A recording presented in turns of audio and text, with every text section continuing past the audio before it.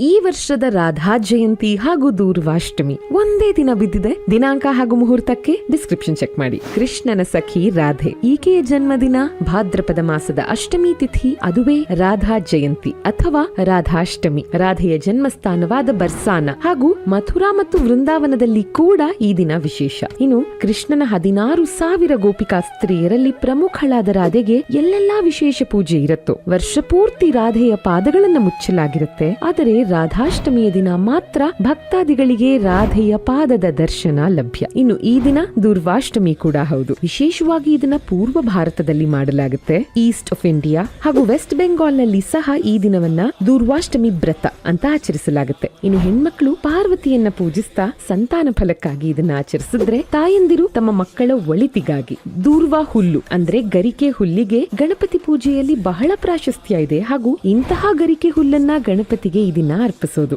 ಬಾಳಲ್ಲಿ ವಿಘ್ನಗಳನ್ನ ನಿವಾರಿಸೋದ್ರ ಜೊತೆಗೆ ಇದು ಮಕ್ಕಳನ್ನ ಕಾಯುತ್ತೆ. ಗರಿಕೆ ಹುಲ್ಲು ಶುದ್ಧತೆ ಹಾಗೂ ಅಭಿವೃದ್ಧಿಯನ್ನ ಸೂಚಿಸುತ್ತೆ. ಇನ್ನು ಇದಕ್ಕೆ ಇಷ್ಟು ಮಹತ್ವ ಬರೋದಕ್ಕೆ ಕಾರಣ, ಇದು ಸಮುದ್ರ ಮಂಥನದ ಸಮಯದಲ್ಲಿ ಹುಟ್ಟಿದ್ದು, ಸಾಕ್ಷಾತ್ ವಿಷ್ಣುವಿನ ತಲೆಗೂದಲಿನಿಂದ. ಇನ್ನು ಆನಂತರ ಸಮುದ್ರ ಮಂಥನದ ಸಮಯದಲ್ಲಿ ಸಿಕ್ಕಂಥ ಅಮೃತವಿದ್ದಂಥ ಕಳಶ, ಅದನ್ನ ಇಟ್ಟಿದ್ದು ಸಹ ಇದೇ ಗರಿಕೆ ಹುಲ್ಲಿನ ಗುಚ್ಛದ ಮೇಲೆ. ಹೌದು, ಗಣಪತಿಗೆ ಗರಿಕೆ ಹುಲ್ಲು ಯಾಕೆ ವಿಶೇಷ? ಮುಂದಿನ ವಿಡಿಯೋದಲ್ಲಿ ನಾನಿದನ್ನು ನಿಮಗೆ ತಿಳಿಸ್ಕೊಡ್ತೀನಿ.